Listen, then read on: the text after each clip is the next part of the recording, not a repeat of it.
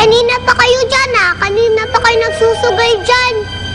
Hoy, batang mukhang manika. Huwag kang makulit dyan. Baka kutusan kita. Uy, masama po manakit ang bata, no? O, ganito na lang. Paluluhurin na lang kita sa asin. Pero huwag kang makulit, ha? Hindi po pwede yun. Bawal nga po magsayang ng pagkain eh. Jillian, tama na nga yan. Baka mamaya kung anong gawin nila sa atin, baka mamaya saktan nila tayo. Hindi nga po eh. Friends ko nga po sila eh. Hello, friend! Oh, friend! Baka hindi kayo sumasagot. Uulitin ko ha. Dapat sumagot kayo. Hello, friends! Hello!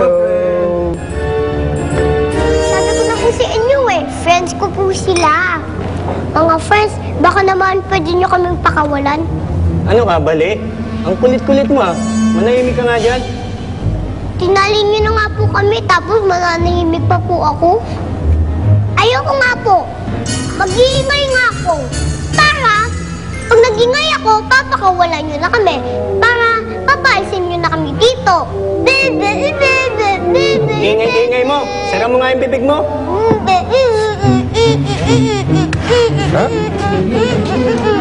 Saglit! Saan tayo pupunta?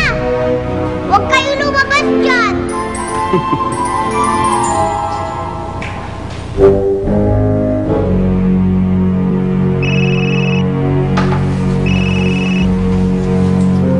Hello?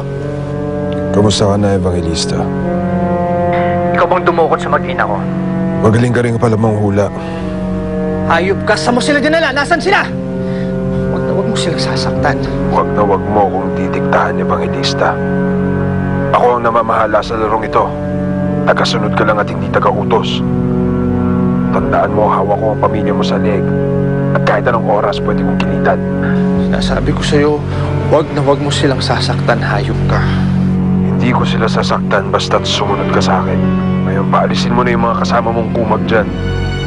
Basta tawag ako sa iyo ulit bukas ng umaga. At sa pagtawag ko ulit, dapat mag-isa ka na. Hello? Hello? Yun na ba yung mga kidnappers, pare? Umalis na kayo. Pero ang bilin, Chief, bantayan ka namin. Kaya ko na sarili ko. Sige na, umalis na kayo.